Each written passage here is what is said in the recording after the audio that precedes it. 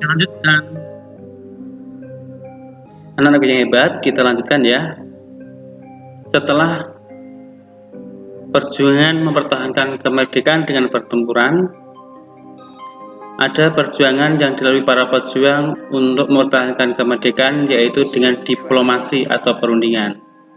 Apa saja yang dirundingkan? Yang pertama adalah Perjanjian Linggarjati, ada juga Perjanjian Renville, ketiga Perjanjian Rumroyen, dan keempat Konferensi Meja Bundar. Yang pertama, Perjanjian Linggarjati. Pada Perjanjian Linggarjati, Indonesia diwakili oleh Sultan Syahrir dan Belanda diwakili oleh Van Mook. Pada hasil perjanjian ini, Belanda mengakui secara de facto bahwa wilayah Republik Indonesia terdiri dari Jawa, Sumatera, dan Madura. Nah, aku bisa dibayangkan wilayah Indonesia yang saat ini ya.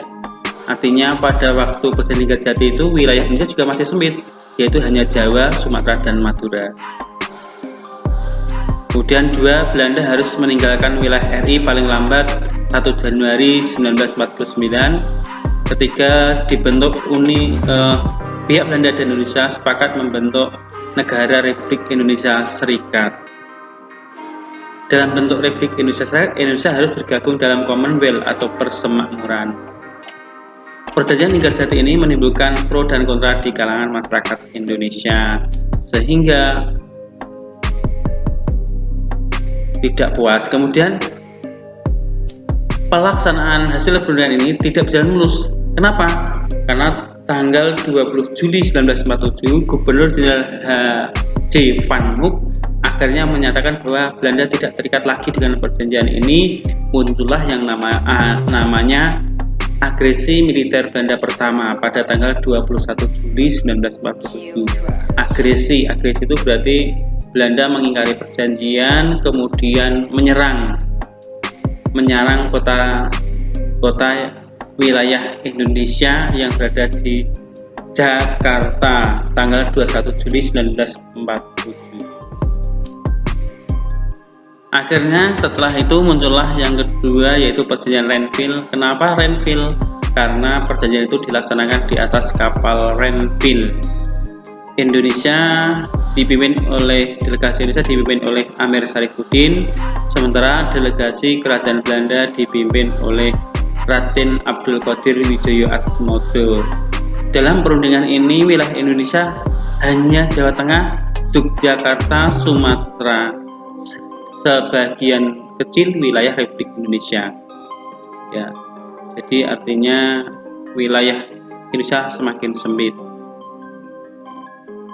Kemudian yang kedua, disetujuinya sebuah garis yang memisahkan Indonesia dan daerah pendudukan Belanda.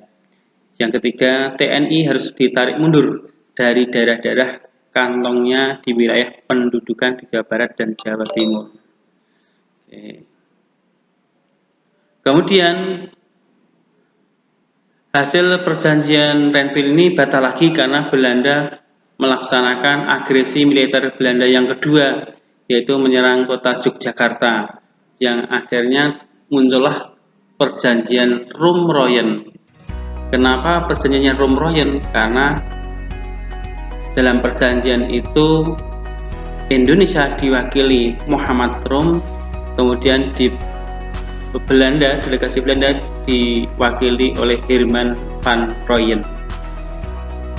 Dalam perjanjian Rumroyen ini intinya adalah akan segera dibentuk atau diselenggarakan yang namanya Konferensi Meja Bundar di Den Haag.